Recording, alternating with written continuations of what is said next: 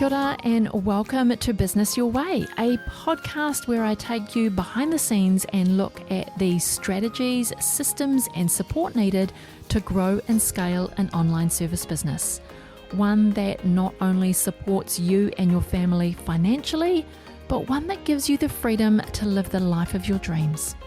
I'm taking the many lessons learnt over the last 2 decades of running my own business and working with hundreds of clients to bring you what's working now conversations. I'm pulling back the curtain to bring you real stories from real people, including myself. We're going to talk about everything from how to get clarity on your vision, creating systems so you can automate and delegate, how to hire a kick-ass team that creates raving, returning and referring clients. We're even going to talk about how to kick those limiting beliefs to the curb so that you can flourish in your business. I'm your host, Sandra Julian, an Indigenous mama of 3, fashion-loving sewist and business strategist. Each week, I want to help you dream big, plan well, and do the work to grow and scale your business your way. If you're ready to scale your business, but you're not sure where to start, you can take my free 2-minute quiz to find out your agency owner persona and uncover how you can use your strengths to scale and streamline your business without compromising you and sacrificing your life. You can head over to the show notes for the link. It is sandrajulian.co/quiz. Hey friend, welcome to episode 57 of Business Your Way. So glad that you're joining me here today as we dive into another juicy topic that is probably not unfamiliar to most agency owners, because it's not unusual in the agency work to be working on projects with clients over a decent period of time. For instance, my event management agency, we can spend up to 3 to 18 months working with a client to deliver their event, depending on how big or small their event is and what the purpose of their event that they want to hold is all about. It can be, decent chunky projects that we're working on, and they don't come together overnight. And this might apply for like website designers or copywriters or consultants who are diving deep into a particular area for a business. Even if you are like an interior designer or an architect or even a bookkeeper, like you could be doing, GST returns for a client every 2 months, but you need the client to do their part of the process before you can do your job. And then every 2 months. So it's ongoing every 2 months. And when you're working in the agency model, you are usually working in partnership with your client. So they've got you in because they need some help doing a particular task, whether that is a skill set that they don't have or whether it is filling a capacity gap that they have. Whatever that is, they've got your specialty on their team for a particular purpose, whether that is ongoing or it is a period of time and it is project-based. But what you will find, and I'm sure that you have come across this if you've been working on chunky projects with your client, that time frames get pushed out. And they get pushed out because you're waiting for the client to review something or sign off on a particular point in the project, and the project can't move forward without that sign off from the client, or they need to approve some proofs that you've given them or some content that you have given them. Whatever that input is from your client, you're not able to move forward with your project until you've got that back. I'm sure that just about every agency owner has experienced something like this at some stage in their journey. And again, it's because we're working so closely with our clients that they need to do some of the work because we are not the business owner. It's their business. So they have to make the final decisions on a particular piece of work. And usually when it's a chunky project, there are some milestone points in the project that the client has to have input to. It's not like you can do the whole project and then just get them to sign it off at the end. There's usually milestone points where the client has to do their part. But how often have you heard a client say, "Oh my gosh, I am sorry it's taking so long to get back to you. I've been so busy. I'll need to sit down and do this, and I'll do it soon." Or there is some iteration of that you get back as the agency owner. And this is, I find it completely understandable. We've all had a lot to deal with in the past few years. If COVID has sent anyone into a tailspin, and, projects have been drawn out just because we're all been juggling like 101 things. And I can definitely empathize with the client because we've all been in that position. We're all juggling a lot of things and we're all really busy. But when you get one client after another, just coming to you and saying, "Look, I'm so sorry it's taken so long. I've been so busy." And that's a constant that you're hearing. It becomes a real struggle for your team and for your business. You can no longer effectively plan the workload for your team, even with the infinite follow-up emails that you might be sending to the client, or the endless phone calls, or every time you get a reply back from your email or your phone call, or gosh, we're even text messaging sometimes now. "I'm so sorry, I'll get to that very soon. I'll get to that by weekend. Yes, I'll get back to you soon." But you and your team feel stuck. And it becomes impossible for you to plan forward because you don't know when you're going to get the information that you need from the client so that you can keep moving forward. You don't want your team sitting around twiddling their thumbs. You want to be able to start a new project or take on new clients. But when the projects get stalled, then uncertainty creeps into your thinking. Uncertainty creeps into, do we really have the capacity to take on a new client? Should we start this new project now? Because what if this client comes back with their content? Then we have to drop the new project in order to keep this project moving forward because they were first in line. And so then you start to juggle all kinds of different deadlines and multiple projects happening at once, and it puts real pressure on you and your team. And that's not really a fun place to be in. And even for someone like me who manages events, the event date is not movable. So when a client is slow to return content or provide their edits or sign off on a decision, we experience a condensing of our workload. So it puts pressure on me and my team to do more work in a condensed period of time because the event date's just not movable. So, come hell or high water, we need to get the work done before the event date. And it puts real pressure on my team because, we're never just managing one event. We've got multiple events on the go at any one time. And so our time and how we manage our events is really thought out. And so when a client doesn't get their information back to us at the time that we've asked, it creates all sorts of problems for all of our other projects. And for someone like a web developer, building a website for a client could take, 90 days. But by the time the copy is written and reviewed, the design is signed off and the website is live, it's all got a time frame that goes with that.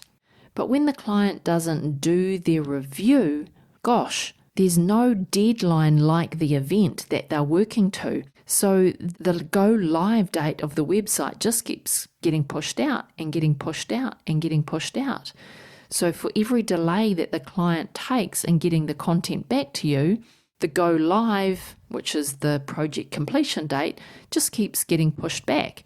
And then before you know it, you're 12 months down the track and you're just signing off the new website that should have taken 90 days. So, for different business models, depending on whether your finish date for your project is hard and fast like an event, or whether it's really soft like a new website going live, it's got different consequences inside of your business. And I don't think it's because the client intends to take their time or intends to, keep pushing the project out if it doesn't have a hard and fast deadline, because usually the clients are outsourcing their work to an agency because they don't have time themselves to do the work, or they don't have the skill set that they need. However, you as the agency owner, you can't do all of the work for the client. The client still needs to make some key decisions. And truly, most agency owners are magicians in the first place. But we can't run a sustainable business when we have constant delays from our client.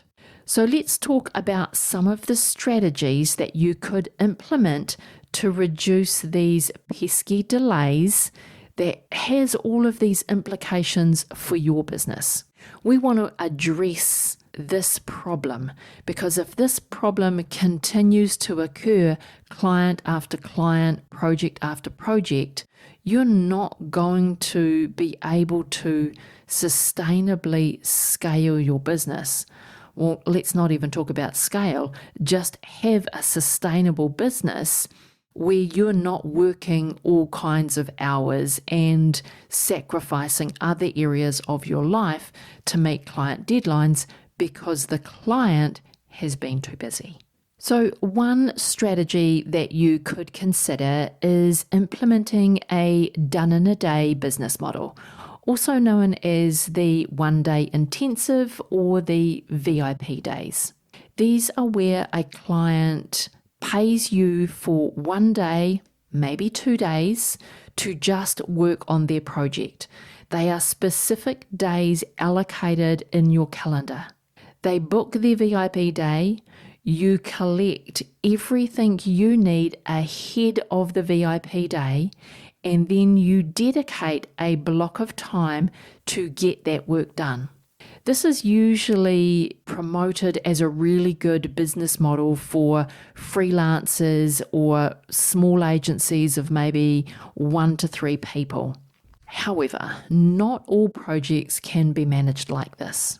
For me, as an event management agency, this model doesn't work for us where we are managing the full event for our client. There are many months required to implement an event. But we do offer a one-day intensive to help our clients put their event strategy in place or to create their event brief before they take the next step to implement their event. We have to get clear on their purpose, their outcome, what success looks like, who their event is for, who it's not for. So we can do that in a day rather than having that carried out over multiple weeks. Those make sense for a done-in-a-day business model. So you might be able to use this model for your projects. You might be able to just implement this across all of your business. But if you are still interested or still like to really work on chunky projects over a period of time, then this model might not be for you. But if you think this model might work for you or might work for a couple of your products that you offer, then I encourage you to go and listen to episode 16, where my guest was Sarah Massey. And she shares her journey of moving from project work to VIP days and then running her whole business on the VIP day model. But where you have a business that works on bigger projects that can't be just done in a day, projects that actually need to happen over time, then let's dive into some strategies that you can implement to keep your project on track and moving according to the timeline that you set out. So you want to set expectations and boundaries from the get-go with your client. And this is really important. It means that you are in the driving seat, you are setting the rules and not your client. Create a timeline as soon as the proposal has been signed off by the client. Set up that timeline and communicate it with the client. Let them know that it's a 12-week project from start to finish. Let them know what you will require from them and when. Even get them to block some calendar time for their input to the project. I'm going to give you an example using the website designer that I referred to earlier. So let's say that a website can take 8 weeks to build from start to finish. Weeks 1 and 2 will be dedicated to copywriting, and the client must have all of their revisions back to you by Wednesday of week 3. So then you and your team can finalize the copy by the end of week 3 and then start on the design phase. The client must then review the design by Wednesday of week 6, so all revisions can be made by your team by mid-week 7, and then the website is live on the client's site in week 8. So you would outline this timeline to the client and set the expectations of them, what you need them to do. You also want to make it super clear as to what will happen if they don't adhere to the deadlines. And this could be a number of things, but again, as we are parents and we're bringing up our kids, we always give our kids the consequence of what will happen if they don't do their chores. So if they don't do their chores, then they don't get their pocket money, right? So as parents, we're all kind of familiar with that cause and effect type methodology that we use with our kids in order to get them to do their jobs and to know that these are the expectations that we have on them to be part of a family unit. So we use the same kind of strategies with our clients. There are consequences if deadlines are not adhered to, right? So the consequences, they could be different. You have to work this out for what makes most sense to your business. But for example, you proceed with the project based on the recommendation that you've given your client. So you went to your client, you said to them that they need to make a decision. This is your recommendation for their decision, and they need to come back to you by Wednesday next week. If we don't hear from you by Wednesday next week, we're going to move forward with this recommendation. So that's one consequence that you could put on their silence. That's another way to put it. When you don't hear back from them, it's their silence means that we will proceed like this. The other way to approach this is that the project gets paused and it goes to the back of the queue. Because agency owners, we've always got a queue of projects and we're always working on each project is at different stages. So if you don't hear back from the client, then the project gets paused and it goes to the back of the queue. When they return the material to you, you let them know when the project can be restarted, depending on your workload, your time frame. This allows you to be in control of the workload for your team And then you're not jumping to meet the needs of the client's demands. You're not allowing the client to sit in the driving seat. And then that stops this compression of work, because the date where the client needed to get it back to you and the window of time that you had allocated to do your next piece in the project has now gone. And you're now working with another client and working on their project. So you don't have that window of time that you used to have. So then the client's project goes to the back of the line. You reinforce your boundary that you established at the beginning of the project, letting them know that now that you have their revisions, you will let them know when you can restart their project, given that they missed their deadline. Or the other way to approach this is that there is a late fee that they get charged if deadlines are missed. So again, this might not work for you, but in my event agency, it's not unusual for a client to decide to postpone their event. It could be for like a myriad of reasons, but sometimes it's because they feel they've run out of time.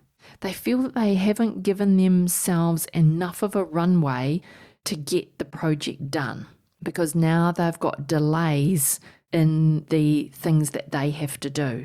And those delays means that the event date is getting closer and closer and closer. So we charge a fee if they postpone their event, but that is only if the new date is within 6 months of the original event date. If they decide to postpone it any further out than that 6 months point, then we consider that they have cancelled the contract and that our cancellation clauses now become applicable. So then we go ahead, we cancel the contract, they pay any cancellation fees, and then we re-establish a new contract and we start again. I wanted to jump in here really quickly and ask you for a big favour. If you are loving this podcast and this episode, I would be grateful if you could share it with a friend. Or even better yet, jump over onto Instagram and share it on your stories. Don't forget to tag me, I'm sandrajulian.co. That really is the best way for others to find out about this podcast, and I thank you in advance. Alrighty, back to the episode. So for my event agency, that makes sense for us. But I couldn't even imagine how much out of pocket I would be if I didn't have these clauses and set these expectations with my clients. So you need to decide what the rules of engagement are for your agency. Otherwise, you'll find that the client gets to set the rules and then you are just at their beck and call. And when they decide to get their work done and get it back to you, they have some expectations that now that they've got it back to you, you're just going to carry on with their project. That causes all kinds of trouble inside of your agency. People have to work overtime. People have to work all kinds of additional hours. It creates stress for everybody. Workload gets compounded, or other clients suffer because of it. And then your other clients don't get your best work. And then that's not fair on you and it's not fair on them. So you need to set the expectations and boundaries from the get-go of the project, enforce those boundaries, and put some consequences to those boundaries not being adhered to. And then you have to communicate, and communicate some more. There can never be enough communication during a project.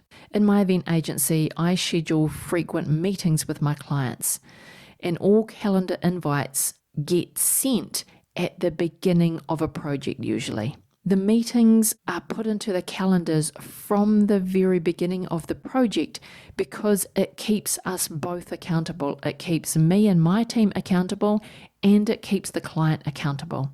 Because we know we can't turn up to the next meeting having not done what was needed to be done in the time frame leading up to that meeting. Most people, and I'm going to say most people, don't like turning up to a meeting and saying, "Oh, I'm sorry, I didn't do it." It's easy to put that in an email or in a text message. It's easy to say, "I'm sorry, I haven't done it." But when you actually have to turn up to a meeting and sit face to face with somebody, that's harder to say. So I like putting meetings in the calendar to communicate regularly with my clients. I let the client know that our meetings are where decisions are made. It's where we assess the risk, where we weigh up our pros and cons, it's where we make adjustments, and we both agree on the decisions that are made. If timelines need adjusting, we agree on the adjusted timelines. I get to say what works for me and my team. They get to say what works for them. We agree on the new dates if we need new dates, or we agree on the adjustments, and then we keep moving forward. But we also communicate outside of these meetings. And I'm going to go back to the website example that I've been using throughout this episode, because I thought it'd be nice if I had like an alternative example for you, and I just kept to that example throughout the whole episode. So I'm going to keep with my website example. You could get your client to assign some not negotiable time in their calendar at the beginning of the project to do the revisions. So the revisions that you require of them for the copy and the revisions you require from them for the design. This means that you have to have your content to them by the date that you know that they've set aside in their calendar. Again, it keeps you accountable and it keeps them accountable. And then with the website example again, send regular emails to your client, letting them know what's coming and reminding them about what you'll be sending them and the dates that you're going to need them to get that back to you. So the first email could be like, we're in week 2. We are still prepping your copy. Next week, you can expect to receive the copy from us, which we'll need you to review by the following week. So every week, schedule an email to go out to the client, letting them know what you're doing, where you're up to in the timeline, and what you're going to need from them next. But again, decide what works best for your projects and your business on how best to communicate. Like I said, in my event agency, I find that scheduling frequent meetings with my clients creates more accountability than any other type of communication that we do.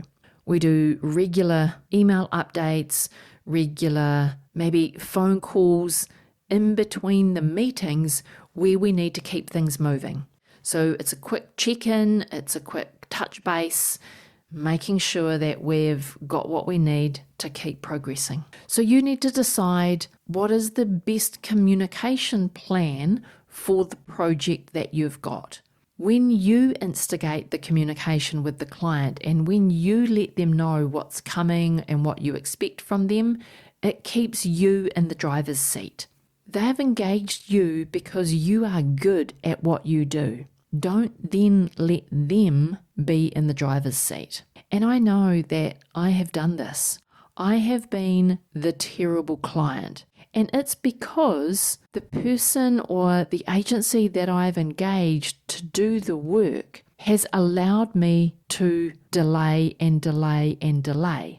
Usually those delays are because I'm not clear about what I should do, and then I get stuck, or it's hard because it's not my zone of genius, and so then I sit on it and I think, oh, I should know this. They've given me everything I need to get it done.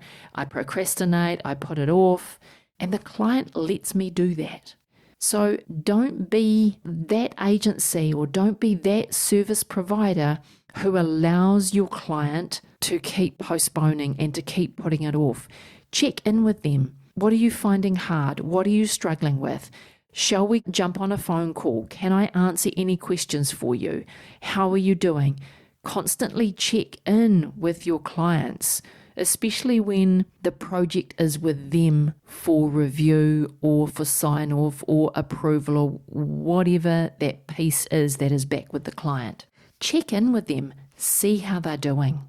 I promise you, the things that check-in will reveal will give you so much more information that then you'll be able to implement systems and processes to ensure that you keep your projects on the timeline that you've set. And be specific and clear with your clients. Don't have open-ended options where the client gets to dictate how your process happens. So if you're giving the client the opportunity to make revisions, then how many revisions do they get to make? You'll find that if you give your clients as many revisions as they like, they'll quickly skim read over whatever you've given them and they'll shoot it back to you. And then they'll keep doing this because every time they skim read what you give them, they find something else. And they do this because they want to get it back to you within the time frame that you've set, but they've only given themselves a short period of time to do their piece. So they've quickly reviewed it, or they've skim read it, or they've just glanced at it and sent what they've found back. Because in the back of their mind, they know that they've got endless amounts of revisions. But if you say to the client, you only get one revision, and then this happens, and then we go live, or then we keep progressing, or then whatever the next step in your project or your process is, happens next. And they don't get the opportunity to review that milestone again and again and again. So be specific.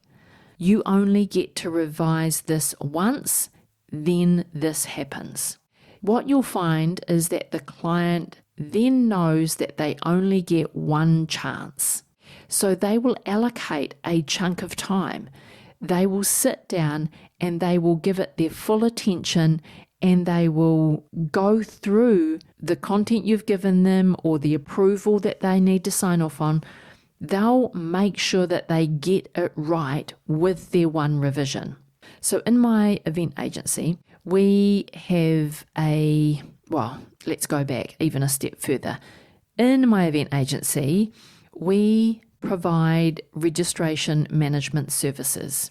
And so we set up a registration page and we manage that for our clients. And when we've got a client who has engaged us for that service, the first thing I do is set a meeting to discuss the event registration page with the client. I've got a bit of a checklist that I go through to make sure that I'm getting all of the information that I need, and that I'm discussing with the client the pros and cons. If they do this, then this could happen. If they do this, then this could be an option to do X, Y, Z. So one that just comes off the top of my head is, do you want to offer one-day registrations? Or do you want to make sure that your delegates come to both days? And depending what type of event it is, it might be important that they attend both days. And for only attending one day, it doesn't make sense, because all of the content of the event over the 2 days is all connected. And without day one, they can't jump into day two. And if they only come for day one and not day two, they only get half the picture. So we talk about this with the client. One day only, both days. Is there an extra event, like a dinner event that they can come to? Is there any social events? Is there an extra cost to that? Is it all inclusive? We talk about everything. I go through my checklist. Once I've got all of the information, because again, my client doesn't know what they don't know about a registration page. They don't know all of the things that I know. So I go through everything with them. I bring up things that they hadn't even thought of. And sometimes they're like, yeah, nah, that's not us. Or they go, whoa, I never really thought about it, but that's a great idea. Let's do that. So I find getting the client into a meeting and going through a checklist, I get all the information that I need to then prepare the content for their registration page. I then draft that up into a Word document, including all of their terms and conditions, their payment terms, their refund terms, their who can take images, whether you can record or not, liability clauses, disclaimer clauses, all goes into their terms and conditions. I then send that Word document back to the client for review and sign off. I've already set the timeline for the registrations going live with them at the meeting. So it's like, all right, now I've got all this information from you. I'm going to prepare a Word document. I'm going to get it to you by this date. I need your revisions by this date. It's going to take us X amount of days to build your site. And then we both agree that registrations will go live on this date. So I set all of the timeline to get their registration page built and live at that very first meeting with them. And we agree that that's the time frame. And I let them know if there are delays in you signing off the content, then there will be a delay in your registrations going live. So they are aware of that from the get-go. And I also don't allow them to do multiple revisions. They get the opportunity to revise the content once and then we build. So I'm really clear with them again. You get one opportunity to review the content before we build. After we've built, I'm okay to make tweaks for typos because we all make typos, but I'm not making changes to pricing or structure or anything like that. That's not being made after we've built out the registration page.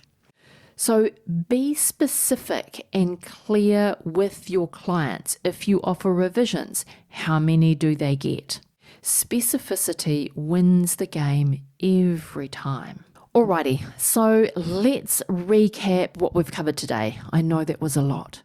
So if you're struggling with clients not getting information back to you and projects that should take 8 weeks keep getting pushed back, and then before you know it, it's 26 weeks later and the project is still not finished, then consider implementing a VIP day model. Set expectations and boundaries with your clients from the get-go. Communicate, and communicate some more to ensure that your client knows what's coming and what's expected from you. You are reiterating the expectations and boundaries that you set from the get-go. And then be super specific and clear with the client about what's happening, how many revisions they get, how long they get, who's doing what. Again, part of that specificity is setting the expectations and the boundaries and reinforcing it. And so what I want to ask you now is a question around whether or not you have client onboarding process. Because what I find is if there is no client onboarding process in a business, then these issues that we've covered today about projects not being completed on time and the deadlines being pushed out, the client not doing what you need from them, your boundaries aren't being adhered to, all kinds of, crazy things are happening with the projects that you're doing. And it's usually because there is no onboarding process. The client onboarding process that you have in your business should outline what's included in the service that they've purchased. It should set the expectations. It should let the client know what you need from them for their project to be a success. So if your answer to that question of do you have a client onboarding process in your business is no, then this is one of the areas that we cover when you work with me. Because if you want to scale your business, you have to be in control of your processes and not let the client call all of the shots. And you really do want to scale your business, because when you do, You will enjoy your work much more. You will work with the clients who respect your boundaries and comply with the expectations that allow you to do the fantastic job that they've engaged you to do. And sacrifice will be a thing of the past. You won't have to sacrifice your personal time because clients haven't got things back to you on time. You won't have to sacrifice other projects because a client has been dragging their tail. So if you want to have my help setting the expectations for your clients and putting a client onboarding system in place amongst a whole lot of other things that we do when you work with me, then I invite you to book a free 60-minute scale strategy session. On this call, we'll take a look at your current situation and see what's working and what's not. We'll identify what's possible for you and your business in the next 90 days and beyond. We'll uncover the number one bottleneck restricting your growth and holding you back from scaling. And that could well be that you don't have an onboarding process where you are setting clear expectations, boundaries, and communicating with your client. So if that's your number one bottleneck, we'll uncover that in your free 60-minute scale strategy session. We'll also develop a 3-step action plan where you get to put these results into your business as soon as possible. Now, this is an obligation-free call. You can take your 3-step action plan and go implement that all by yourself. Or you can get to work with me on implementing your 3-step action plan and have someone by your side as you do the work, someone to bounce your ideas off of, someone to step you through all of the things that you need to do in order to create that clear path to scaling your business. No more missed deadlines by your clients. No more time pressures because the client hasn't got things back to you on time. I invite you to book a free 60-minute scale strategy session by going to sandrajulian.co/scale. I look forward to talking to you about what's going on in your business, what's holding you back from really creating the agency that gives you freedom of choice to live a more fulfilled life and say goodbye to the sacrifice that you are probably experiencing at the moment in your business. So go ahead, get yourself over to sandrajulian.co/scale. Before you go today, I want to thank you for being here and listening all the way to the end.